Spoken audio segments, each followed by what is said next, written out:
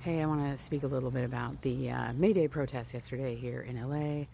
They were a little chaotic, still good. Ran into some people I knew. I wish it had been a better turnout. I think a lot of people were a little afraid of its location. MacArthur Park is it's a little scary, but I mean it was the middle of the day. Strength in numbers. They did have an overdose team there, which was a nice touch.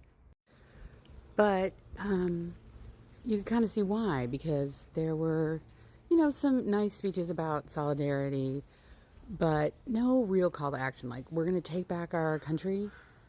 How? What are we doing? And this one woman from SEIU, which is involved, the local is involved in a rather contentious bargaining with the city, and they're on strike. She blamed Karen Bass for a lot of stuff that's not, problems Karen Bass inherited and weren't problems of the previous mayor either, which is a bunch of LAPD lawsuits that need to be paid out.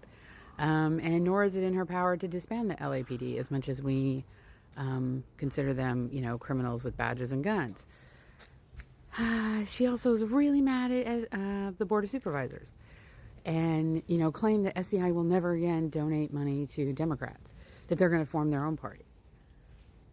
Well, what are you waiting for? You've had a long time to form your own party, and you don't want to do it because it's a lot of work to form a new party and to create a true movement.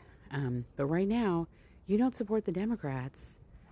Republicans are going to take those positions. And if you think the Democrats aren't on your side, wait till you put Republicans on the Board of Supervisors. Are you kidding me?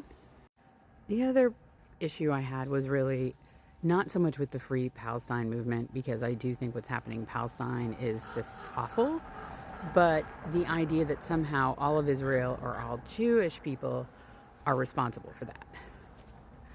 And at no point ever blaming Hamas for this, right? This is unfortunately a war our country did not start, and a country we do not govern. I don't know what the right answer is here, and I'm glad it's not my problem to fix. But I know that it is not a one-sided problem. Like, it's the leadership of Israel rather than the Israeli people themselves. And it is the fault of Hamas, who absolutely should be squashed. So I'm not entirely sure why the people of the Free Palestine movement are defending them. That left a bad taste in my mouth. Any more so than, like, Israelis or Jewish people in this country voting for Trump because they thought he would be stronger in support of Israel, and also Palestinian supporters voting for Trump because they thought he would fix this problem. Like, this is some unhinged craziness right here that I have to do a whole other post on that. But, like, for the May Day protest, I am not going to clap for people who are saying they're not going to support Democrats. You want to form your own party? Start working at it right now. But, like, also look at what Canada did, which is they have a lot of different parties, but they all banded together and voted Liberal, so they didn't get a Conservative in charge of their government. In fact, they banded together so much that he lost his seat in Ontario. So, sometimes we do, I do not consider Harris the lesser of two evils. That nonsense absolutely made me crazy. But in some cases there is. And I felt that way voting for Gavin Newsom. I knew he would do a lot less harm than either of the people he ran against.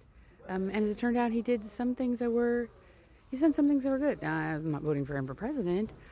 I hope I'm not voting for him for president. But again, if it's between him and Vance, I gotta vote for that guy.